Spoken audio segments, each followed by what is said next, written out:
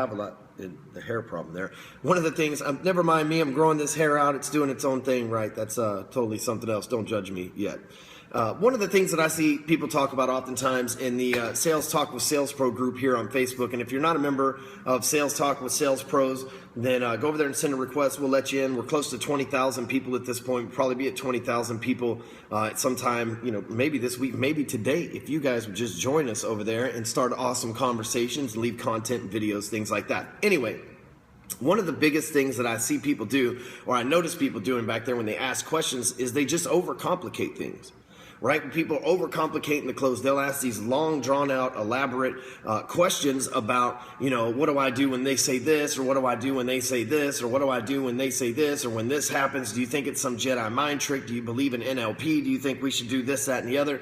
And really, they're just overcomplicating it, because here's the truth. Joe Rogan says it best. He says, I know I'm stupid, but yet I'm smarter than almost everybody I meet. Right? And so when you think about that, when it comes to our particular field of expertise, whether we're selling mortgages, real estate, insurance, coaching, consulting, on small business, it doesn't matter. Whatever it is that you're selling, right? You're an expert in that, or you shouldn't be selling it. Right? You've done your homework, you've got the experience, you've made sales before, so you know more than the consumer. If you sell cars and you know more about that car brand and what they provide and their back-end service and their warranties and their brake service and their airbags and how they're better than everybody else and their 5-star ratings with JD Powers and all this stuff, you know these things that no matter how much research the general public might have been able to do, there's no way they can know as much as you do. So salespeople especially tend to overcomplicate things, but lots of people, especially your prospects, are not complicated. Right? They don't need it to be complicated. Matter of fact, they need things to be simplified. You've never asked somebody for an answer and they say, well, let me overcomplicate this for you.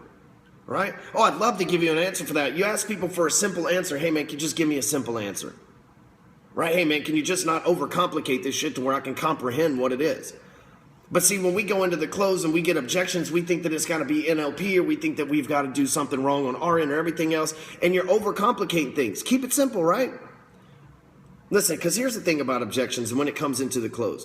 We overcomplicate it because we let emotion get involved. Last night, my son and I, Amy, we were all snuggled up in bed, and we were having like family movie night in bed together, right? Just chilling. We were watching RoboCop. Maybe that's a little violent for a 4-year-old, but shit, he's going to watch it eventually one day anyway, so we might as well just get that shit out of the way now, right? It was an awesome movie anyway. But the thing is, they wanted these RoboCops because they didn't have emotion, right? And the thing is, most salespeople will blow a sale by overcomplicating things due to their emotions, right? They let their emotions get involved. Oh, does he not like me? Because many of us and one of the key things that you have to be a good salesperson is empathy, right? You want to bond with the prospect. So many of us, we want to bond with this prospect, and then when we think that they don't like us and our emotions get involved and everything, that's when we blow the sales. We start overcomplicating things. But often when you're in the close and you get an objection, it's not anything complicated at all. It's simple fear, or the fact that it's not simple, right? The fact that it is complicated, so it's not simple enough for them to make an easy decision and feel comfortable about it. You've overcomplicated the whole sales process so much that when you get down to the closing part, they just want it simplified. And if you haven't simplified it for them, they can't make a decision because most people are simple. Let's just fucking be real. Joe Rogan said it best, right? So if most people are simple and you're giving them this long, complicated sales process, you're not going to be able to close them, right? You're not going to be able to close them. There's only 2 ways that you close them, right? If they are a simple person, they're just like, dude, I don't know what this guy said, right? And I don't want to look stupid, so I'm just going to buy it, right? Which is going to rarely happen. Or the other type, it's like, you know what, this dude's oozing with confidence. He seems to know his shit. I'm going to buy it from him. But most of the time, you guys are out there spitting out information. You guys are out there talking about all these overcomplication of the sales process and things like that to compensate for the confidence, right? You think product knowledge is confidence. It's not. Product knowledge is nice, and you got to have it, and you got to know about that. But at the same time, confidence comes from believing that you provide the solution and believing that you can solve their problem better than what they're doing right now. That's the only place confidence comes from. Listen, I'm not a car person. And for the brief period of time when I sold cars, I sold 25 or more cars every single month that I was there. And most of them were half deals. So really, I sold like 40 cars, right? Because I'm just like one of those guys that likes to figure out how not to work 70 hours a week, right? But the thing was, with cars, I didn't know anything about cars. When people asked me about the engine, I'd say, hell yeah, it runs great, cold AC, right? Like that was the thing. But they were confident, and I was confident that they were getting what they wanted. It was a great car for their situation. And at the same time, I knew that the service that we were going to provide on the back end, should they have any problems, should they need warranty work or any of that, was going to be impeccable and unmatched. So they bought on the fact that I believed that this was the right decision for them. But I didn't have to complicate it. I didn't have to talk about how this car had a twin turbo double with anti-lock. I don't know shit. I don't know, right? Yesterday, I went to Bone Daddy's, a friend of mine, Mike Wolf, and I'm in the Maserati, and Mike said, hey, pop the hood. I didn't even know where the fucking hood lever was on the car, right? And then we opened it up, and I'm like, well, shit, the engine looks pretty cool in here. I never looked at that before, right? It's just not my thing. But I didn't need that to sell cars because I had confidence, and I know how to keep things simple. Right? Nobody's ever said, everybody, when you give somebody an answer, they're always like, break it down for me, Sparky. Right? Nobody ever goes, okay, man, build it up for me, make it complicated to where I don't understand it. Give me the 50,000 foot view that makes zero sense to me. No, people want the shit broken down into simplicity. When people come here to my Break Free Academy events that we hold here in Dallas once a quarter, right? People show up here. We don't go through the big complicated process all at once, right? We build upon the little simple processes over day one. Then day two, we take the simple processes and we get a little bit more complicated to where they get the final product, which is obviously their landing page, their sales processes and advertisements and all that stuff, right? But people come to us, smart people, right? We're talking people making multiple six figures a year come to us to Break Free Academy for help, and they want things broken down and simple. Smart people too. So oftentimes the reason why you didn't close that deal is not because you didn't use the right NLP or the word tracks or anything like that. It's oftentimes just confuse the fuck out of your audience, right? The prospect's sitting there going, dude, I have no clue what he's talking about. Analog brake system, rear tinted self-tanning windows. What the hell is all that stuff, dude? I think it's too much. I don't think I need that stuff. I'm not going to buy it.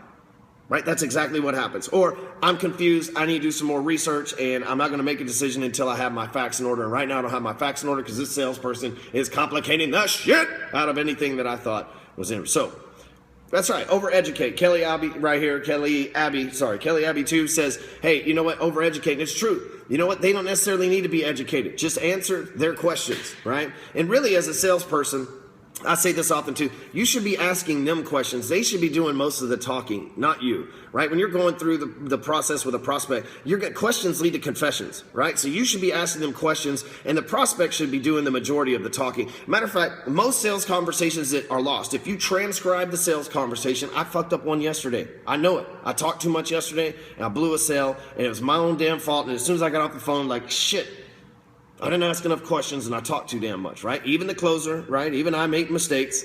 And but I guarantee you, 9 times out of 10, the sales that are lost, if you took the transcription and you uploaded it to somewhere like castingwords.com or revcontent.com or something like that, you had them transcribe what they said versus what you said, and you did a word count, the salesperson, every time that they spoke more words than the prospect, made less money, right? Didn't close the sale, in other words.